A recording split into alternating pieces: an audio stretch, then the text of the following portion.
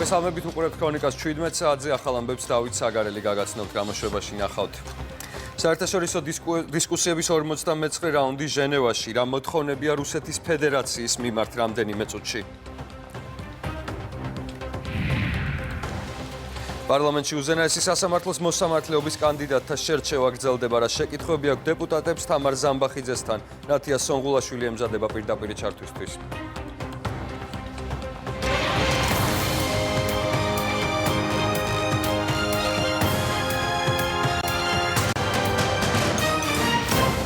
ჟენევაში საერთაშორისო დისკუსიების 59 რაუნდისთვის ემზადებიან დღეს ტექნიკური ხასიათის შეხვედრები გაიმართება. დღის წესრიგშია რუსეთის მხრიდან ცეცხლის შეწყვეტის შესახებ 2008 წელს დადებული ხელშეკრულების უპირობოდ შესრულების აუცილებლობა, ასევე გადაადგილების შეზღუდვასთან და ადამიანის უფლებების უხეშ დარღვევებთან დაკავშირებული საკითხები. ქეთი ქარდავა საუბრობს ქრონიკის ეთერში.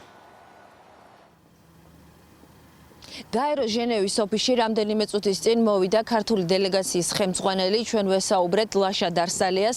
მან გითხრა, რომ იქნება საკმაოდ რთული რაუნდი, მძიმე თემებია დღის წესრიგში, საკითხები, რომელიც 11 წელია არ იცვლება იმის გამო, რომ რუსეთის ფედერაციის მხრიდან არ არის ნება, გადაიდგას კონკრეტული ნაბიჯები პრობლემების გადასაჭრელად. რუსეთი არ სცემს პატივს მეზობელი ქვეყნის ტერიტორიულ მთლიანობასა და სუვერენიტეტს, არასრულებს კონსტრუქციულ როლს მოლაპარაკებებში, არ უშვებს ევროკავშირის მონიტორებს ოკუპირებულ ტერიტორიებზე და ეს ქმნის ძალიან სერიოზულ პრობლემას.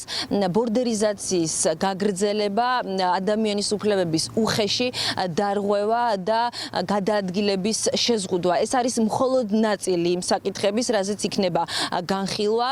აქ მოლაპარაკებების დროს ევროკავშირის წარმომადგენლები, გაეროს წევრები, რომლებიც ესწრებიან ამ მოლაპარაკებას, ამბობენ, რომ აუცილებელია სრულყოფილად აღდგეს ინციდენტების პრევენციისა და მათზე რეაგირების მექანიზმების ჯგუფების შეხვედრა, როგორც ერგნეთში, ასევე გალში. ჩვენ ლაშა დარსალიას კითხვა დაუსვით კარასინის შემცვლელზეც. წინასწარ რაიმეს თქმა რთულია, ნახოთ ახალი ხელმძღვანელი ალბათ ახალ დინამიკას შემოიტანს. რაიმე გარღვევას ამ კონკრეტულ რაუნდზე შეიძლება არ კონდეს ადგილით, მაგრამ მნიშვნელოვანია, რომ ზოგადად გადაიდგას ნაბიჯები, რომელმაც გრძელვადიანად ხელი უნდა შეუწყოს კონფლიქტის მშვიდობიან დარეგულირებას. მთავარი ამოცანა ჩვენთვის რაც არის ის, რომ ოკუპირებულ ტერიტორიებზე მიიღწეს საერთაშორისო ადამიანის უფლებათა მექანიზმების სრულყოფილად შეღწევა. უმთავრესი პრობლემა, რაც ამ დროისთვის იქ მოსახლეობას აწუხებს, ეგრეთ წოდებული გადასასვლელების ჩაკეტვა ცხინვალის რეგიონის მიმართულებით, ასევე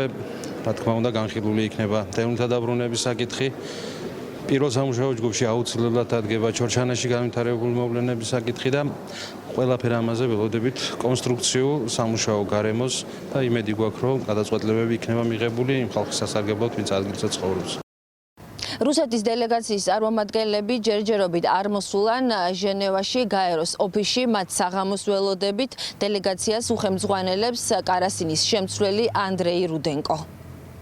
ეს ქეთი ქარდავა იყო ფრანკ-ვალტერ შტაინმაიერის საოკუპაციო ხაზს სტუმრობს ოდისში გერმანიის პრეზიდენტს ევროკავშირის სადამკვირვებლო მისიის წარმომადგენლები დახვდნენ. მან საკუთარი თვალი დაინახა მცოცავი ოკუპაციის შედეგები. ინფორმაცია საოკუპაციო ხაზთან არსებულ მდგომარეობასთან დაკავშირებით, ასევე გამშვები პუნქტების ჩაკეტვაზე შტაინმაიერმა ევროკავშირის მისიის წარმომადგენლებისგან მოისმინა.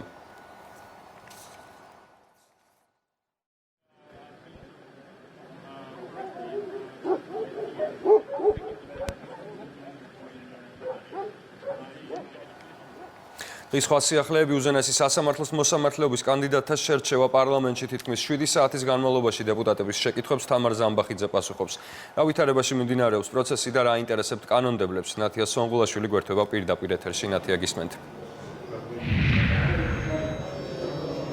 2003-2012 წლებში მმართველობის ფორმებზე კითხვები დღესაც გახმოვან და რასთან დაკავშირებითაც თამარ ზამბახიძემ განაცხადა, რომ რეჟიმების შეფასება არა მოსამართლის, არამედ პარლამენტის უფლებამოსილება და ფუნქცია არის. გარდა ამისა, კითხვები დაისვა პრეზიდენტის გადაწყვეტილებებთან დაკავშირებით, კონკრეტულად შეწყალების მორატორიუმზე.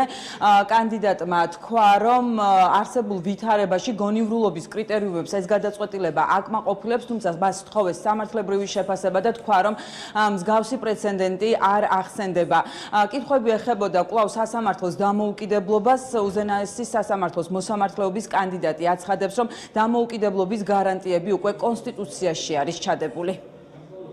თქვენი აზრი, როგორც იურისტის, მაინტერესებს შეწყალებასთან დაკავშირებულ მორატორიუმთან დაკავშირებით. Რამდენად კანონიერია ერთი მხრივ და რამდენად სამართლიანია? ალბათ იმ საზოგადოებრივი ინტერესიდან გამომდინარე, რაც საქართველოში ამ საკითხების ირგვლივ არსებობდა, გონივრულობის კრიტერიუმს ეს საკითხი აკმაყოფილებს. სხვა კუთხით ეს უკვე პოლიტიკური შეფასების კატეგორიაში გადავა და მეც ვეღარ შევაფასებ. იმიტომ რომ აგიხსნით რატო არ გაფასებინებთ პოლიტიკურად ამ თემას.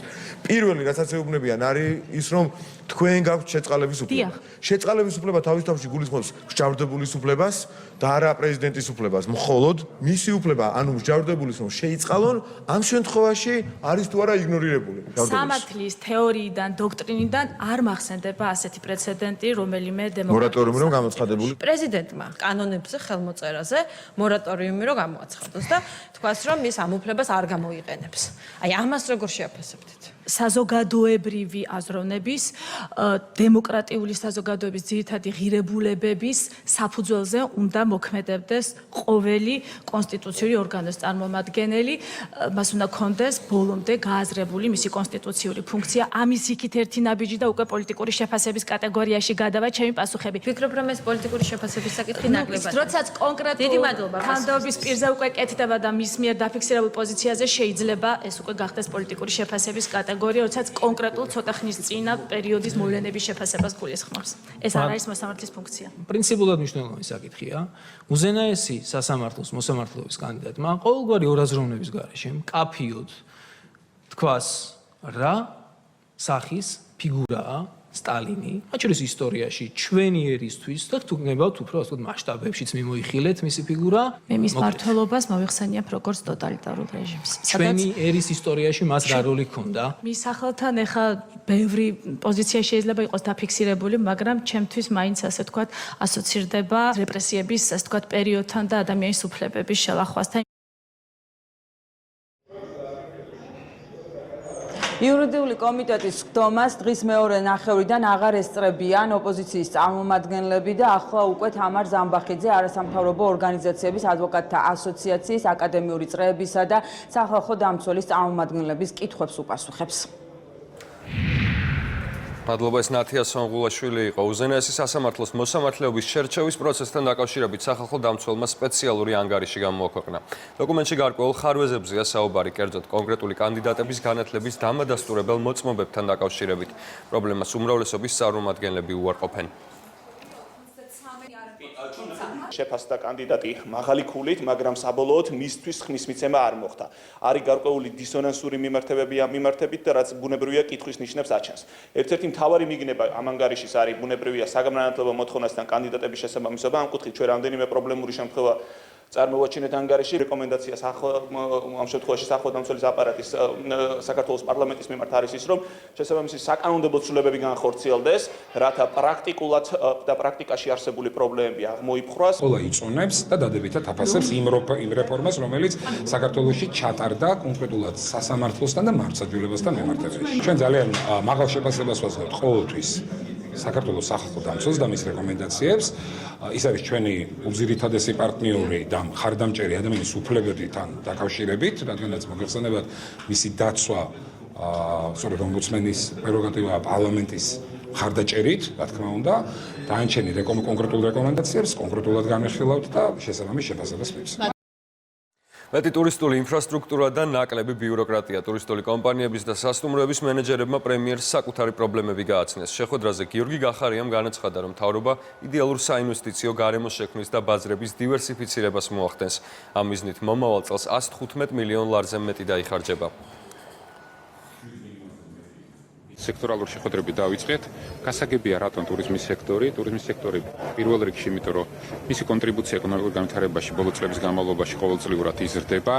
მეორე, იმიტომ რომ რეისების შეჩერების შემდგომ მათ სერიოზული საკმაოდ გამოწვევები ჰქონდათ და მესამე, სტრატეგიული მიმართულებით მივდივართ განვითარების, ამაზე ვისაუბრეთ. ფრენების სუბსიდირებას რუსეთიდან რა თქმა უნდა არ განვიხილავთ. სუბსიდირების ფორმები უნდა იყოს კომერციულად უფრო საინტერესო ქვეყნისთვის და მისაღები ტურიზმის განვითარებისთვის აქ არაფერი რაღაც ჭარბი არ არის საჭირო, თუმცა ეს ის ინსტრუმენტია, რომელიც კარგად მუშაობს. ტურიზმი როგორც ქვეყნის ეკონომიკის ყველაზე ერთ-ერთი აქტიური მამოძრავებელი ძალა, ნამდვილად საჭიროა ხარდაჭერა სახელმწიფოს მხრიდან.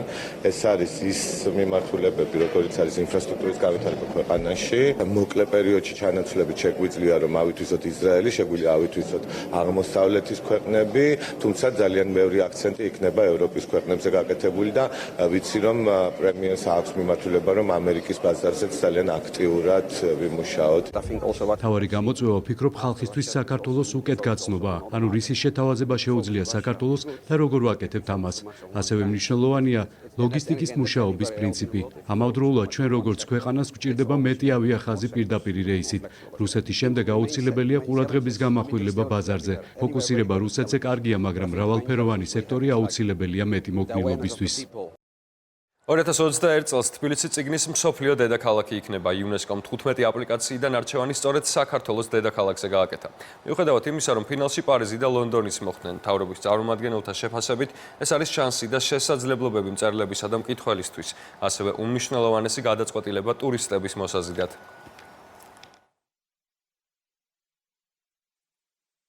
ეს არის თბილისის როგორც განათლების, ლიტერატურისა და ხელოვნების უნიკალური ისტორიის მქონე ქალაქის აღიარება და დაფასება. აღსანიშნავია, რომ ჩვენ პირველივე ცდაზე მოვიპოვეთ წიგნის დედაქალაქის სტატუსი. ეს ნიშნავს ძალიან ბევრ და დიდ ლიტერატურულ ღონისძიებას, ეს ნიშნავს ქალაქის და ქვეყნის კულტურული ცხოვრებისთვის ახალი სიცოცხლის შთაბერვას. ერთის მხრივ ძალიან მნიშვნელოვანია ჩვენი მწერლებისთვის, პოეტებისთვის, მეორეს მხრივ ტურისტული შესაძლებლობის თვალსაზრისით ძალიან ბევრი ადამიანი ჩამოვა ჩვენს ქვეყანაში და ასევე შესაძლებელი იქნება საქართველოს თბილისის სახელი გავიტანოთ მსოფლიოს სხვადასხვა ქვეყნებში. ქალაქ თბილისის კანდიდატურის გამარჯვება ძალზე რთულ და კონკურენტულ შერჩევით პროცესში მოხდა და ეს მართლაც არის ყველაზე დიდი წარმატება, რაც ჩვენ იუნესკოსთან თანამშრომლობის ისტორიის მანძილზე მოვიპოვეთ. თბილისი მართლაც დარწმუნებული ვარ, რომ ღირსეული მასპინძელი იქნება. საგარეო საქმეთა სამინისტრო კულტურული დიპლომატიის ფარგლებში აქტიურად თანამშრომლობთ ჩვენ საერთაშორისო პარტნიორებთან იმისთვის, რომ რაც შეიძლება გავზარდოთ საქართველოს ცნობადობა მსოფლიოს სხვადასხვა ქვეყნებში და ვფიქრობ, რომ ესეც ერთ-ერთი მნიშვნელოვანი კარგი საშუალება იქნება. ეს არის ჩვენი ქვეყნის უდიდესი გამარჯვება. ეხლა იწყება ყველაზე მთავარი ჩვენ დედაქალაქში და არა მარტო ჩვენს მოქალაქეებს, არამედ იმ ტურისტებს, რომელიც აღინიშნა, რომელიც ძალიან ბევრი ესტუმრება საქართველოს, ვაჩვენო რა გაგვაჩნია ჩვენი ისტორია, ჩვენი ფასეულობები, განათლებისთვისაც, როგორც კულტურისთვისაც არის უმნიშვნელოვანესი მოვლენა ჩვენი ქვეყნისთვის. ასევე გვინდა რომ რაც შეიძლება აქტიურად ამას ჩართული იყოს სკოლები. მომავალი თაობისთვის ეს არის კითხვა, ეს არის კარგი წიგნები და ეს არის განათლება. საქართველოს ვაშინგტონ ტაიმსის ყურადღების ცენტრშია, მაშინ როცა შტატები ინარჩუნებს პოზიციებს სპარსეთის ყურესა და ავღანეთში, ყოფილი საბჭოთა რეგიონები ხშირად ყურადღების მიღმართ რჩება, თუმცა საქართველო წარმოადგენს მოვლენების ეპიცენტრს, სადაც შტატებისთვის უფრო მეტი დევს ფსონზე ვიდრე ოდესმე. ვკითხულობთ ვეს მარტინის სტატიაში. პირველი რომ თვითონ საქართველოს მოხდა მათი ინტერესის წრეში ეს უკვე მისასალმებელია.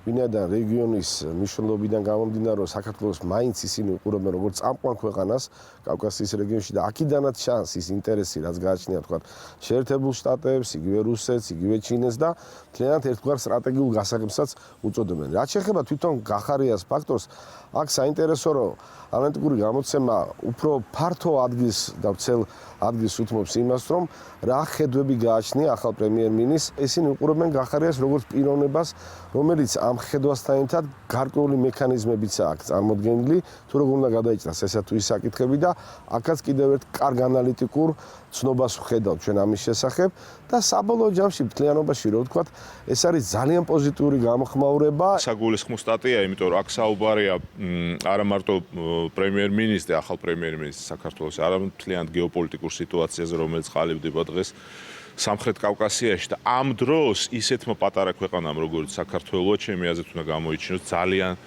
დიდი სიფრთხილე, პრაგმატიზმი და ამავე დროს უნდა ეცადოს და შეინარჩუნოს დასავლეთაც ის მჭიდრო კავშირები და ის სტრატეგიული მოკავშირეობა, რომელიც ჩვენ გვაქვს. როგორც ჩანს, ის არის ძალიან კარგი მენეჯერი და ეს უკვე პირველ დღეებში უკვე პრინციპში შესამჩნევი იყო კიდეც და არის. აქედან გამომდინარე, მე ვფიქრობ, რომ ის საგარეო პოლიტიკაც იქნება ძალიან პრაგმატული და ეფექტური. 21 იუნის აქციის დროს დაკავებულმა ლევან ჯიქურმა სასამართლო დარბაზი 2000 ლარიანი გირაოს სანაცვლოდ დატოვა. მოსამართლემ ადვოკატის შუამდგომლობა დააკმაყოფილა და გაითვალისწინა ბრალდებულის ჯანმრთელობის მდგომარეობა. დღევანდელ პროცესს და საპროტესტო აქციებს გამოეხმაურა ერთ-ერთი დაკავებული ზურა ბუდაღაშვილის დედაც. მაგული გობეჯიშვილის თქმით, საპროტესტო აქციები, რომელიც სასამართლოში დაკავებულების მხარდასაჭერად იმართებოდა, მის ოჯახზე უარყოფითად აისახა. სასამართლოს დაუდასტურე, რა გავაკეთე. რაც პროკურატურას აქვს გადაღებული, ის გაუხადე სადაოდ. ის უდაოდ, რომ მე სპეცნაზელის მიმართ ფარით ვეჯახები სპეცნაზელს. ირკვევა, შემდეგ პროცესზე უკვე ცალკე გამოიყოფა ლევანის მიმართ საქმე და ჯგუფურ ძალადობაში ბრალი აღარ დაედება. ძალადობაში მიიღო თუ არა მონაწილეობა, პასუხობდა ვაკონკრეტებ კიდევ იმას, რომ უშუალოდ პოლიციის წინააღმდეგობაში ცნობს იგი თავს დამნაშავედ. მან აღიარა უშუალოდ ის ბრალდება, რაც წაედგინა მას მოცემულ შემთხვევაში ბრალად, იმის გათვალისწინებით, რომ მან ასევე უდაოდ გახადა ბრალდების მხარეს მტკიცებულება, თავად შექმნა, ასე ვთქვათ, მამხელებელი მტკიცებულება, ნაკლებ სავარაუდოა მისგან სხვა მტკიცებულების განადგურების საფრთხე, ასევე მის ჯანმრთელობის მდგომარეობის გათვალისწინებით, ნაკლებ სავარაუდოა მისი მიმალვის საფრთხე, რის გამოც ბრალდების მხარე დაეთანხმა შუამდგომლობას აქვეყნების შესვლის თაობაზე და შეეფარდა გირაო. მოქმედი გენერალური პროკურორი შალვათ ადუმაძის საგანმანათლებლო ხარისხთან დაკავშირებით არასამთავრობო ორგანიზაცია საერთაშორისო გამჭვირვალობა კითხვებს სვამს. ორგანიზაციის განცხადებით, მათ მიერ შესწავლილი დოკუმენტებით შეუსაბამობა დგინდება კერძო დიპლომში, მითითებულია, რომ მან სასწავლებელში 1993 წელს ჩააბარა, მაშინ როდესაც ინსტიტუტი 1994 წელს დაფუძნდა. ინფორმაციის დასაზუსტებლად ქრონიკამ კითხვით განათლების მართვის საინფორმაციო სისტემას 10 დღის წინ მიმართა. წერილობით პასუხში ირკვევა, რომ თბილისის ჰუმანიტარული ინსტიტუტმა ლიცენზია მიიღო 94 წლის აგვისტოში, ასევე თბილისის ჰუმანიტარულ ინსტიტუტის შესახებ დაცულ საარქივო მასალებში დაცულია ინფორმაცია აღნიშნული დაწესებულების იურიდიული ფაკულტეტის კურსდამთავრებულის შესახებ. ამასთანავე 1997 წელს მიღებული განათლების შესახებ საქართველოს კანონის მიხედვით განათლების მიღება შესაძლებელი იყო ექსტერნატის ფორმითაც. შალვათ ადუმაძე ხვალ პარლამენტში ელოდებიან, სადაც უზენაეს სასამართლოს მოსამართლეობის სურველი კანდიდატის სხვა მნიშვნელოვან კითხვებთან ერთად მისი განათლების ხარისხთან დაკავშირებით არსებულ ყველა კითხვას უპასუხებს. დღეს სოციალურ ქსელში, როგორც მითხრეს, ამასთან დაკავშირებით ერთი აჟიოტაჟი ატეხილი, ყველა კითხვას დეტალურად ბოლომდე ჩავყვებით და ყველა კითხვაზე ხვალ მივიღებთ პირველ რიგში ჩვენ პასუხებს ამასთან დაკავშირებით. მე არანაირად ეჭვი არ მეპარება არც ერთი კანდიდატის კვალიფიკაციაში. ერთია საკითხი მათი კვალიფიკაცია, მეორეა საკითხი რამდენად შეესაბამება კონკრეტული კანდიდატი ამ ძალიან მაღალ პასუხისმგებლობას. სწორედ ამ პროცესს გავდივართ ჩვენ იურიდიულ საკითხთა კომიტეტში, პრეცედენტოდ საჯარო და დემოკრატიულ პროცესს. შინაგან საქმეთა მინისტრი ვახტანგ გომელაური ევროკავშირის წევრი ქვეყნების ელჩებსა და ევროკავშირის დელეგაციის ხელმძღვანელს კარლ ჰარცელს შეხვდა. შეხვედრას ასევე ესწრებოდნენ საქართველოში ავსტრიის, შვედეთის, საფრანგეთის, საბერძნეთის, ჩეხეთის და სლოვაკეთის რესპუბლიკების ელჩები და ესპანეთის პოლიციის ატაშე. ვახტანგ გომელაური დიპლომატიური კორპუსის წარმომადგენლებს ევროკავშირთან უვიზო მიმოსვლის საკითხებზე ესაუბრა და მიმართულებით არსებული აქტუალური გამოწვევები მიმოიხილა. შინაგან საქმეთა მინისტრმა სამართალდაცვით სფეროში სამინისტროს წარმატებულ საერთაშორისო თანამშრომლობასა და დანაშაულთან ბრძოლის კუთხით მიღწეულ პროგრესზე ისაუბრა. ვახტანგ გომელაურმა ხაზი გაუსვა საქართველოს ევროპულ მისწრაფებებს და შეხვედრის მონაწილეებს მადლობა გადაუხადა ქვეყნის ევროინტეგრაციის პროცესის მტკიცე მხარდაჭერისთვის.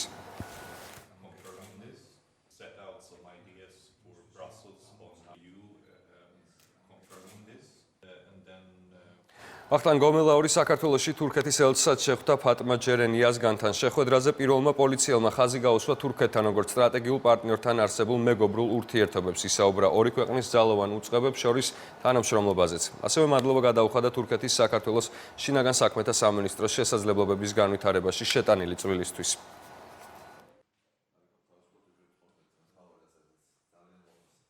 ნატოს დღეები 2019 გრძელდება შეხვედრა ქუთაისში მიმდინარეობს. საქართველოს ევროატლანტიკური ინტეგრაციის საკითხებზე იმერეთის მუნიციპალიტეტის წარმომადგენლებთან შეხვედრას ნატოსა და ევროკავშირის შესახებ საინფორმაციო ცენტრის და ნატოს სამეკავშირე ოფისის წარმომადგენლები მართავენ. ღონისძიებას მერები, საკრებულოს თავმჯდომარეები და ადმინისტრაციული სამსახურების ხელმძღვანელები ესწრებიან. ნატოს დღეები მე-12-ად იმართება მიზანი მოქალაქეების ინფორმირებულობის გაზრდაა. მნიშვნელოვანია ის, რომ იმართება ესეთი დღეები საქართველოში უკვე მე-12 იმ ინფორმაციულობისთვის, რაც კიდევ უფრო მეტი ინფორმაცია უნდა მივაწოდოთ ჩვენ მოსახლეობას, სახელმწიფო მოხელეებს, სტუდენტებს, მოსწავლეებს და ასე შემდეგ, თუ რა არის ნატო ჩვენთვის საქართველოში, რომ ეს გზა არის უალტერნატივა და ეს არის ის გზა, რომელიც აუცილებლად იქნება ჩვენი ქვეყნისთვის უსაფრთხოების და კეთილდღეობის მომტანი.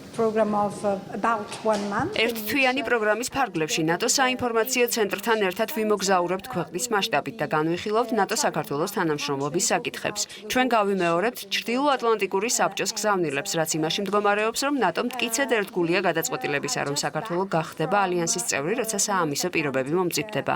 ნატო საქართველოს მადლიერია წლების განმავლობაში ავღანეთის მისიაში შეტანილი წვლილისთვის. კიდევ ერთი გზავნილია ის, რომ ჩვენ გავაგრძელებთ ჩვენი პრაქტიკული თანამშრომლობის გამტკიცებას საქართველოს ლეგიტიმური მისწრაფების მხარდაჭერის მიზნით. პრაქტიკულ თანამშრომლობაზე საუბრისას მნიშვნელოვანია ასევე შავი ზღვის უსაფრთხოების გასაზრდელად ინტენსიურ ფაზაზე გადასვლა.